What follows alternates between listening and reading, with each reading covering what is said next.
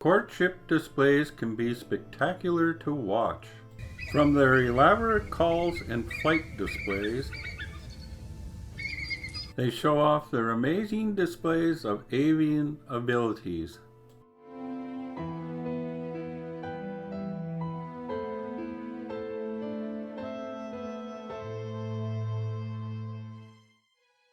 Bald eagles nest early here in Minnesota, and the eagle lays 1 to 3 eggs. The chicks develop rapidly, but it's rare that all 3 of them make fledgling. The oldest, largest chick is the one most likely to survive. Both parents bring prey to the nest.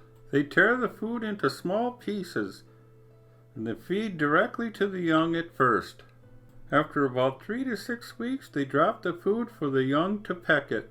Most fledge between 11 and 12 weeks. Even after the fledging, the eagle parents' work is not done. The young birds still rely on them for another 4 to 6 weeks.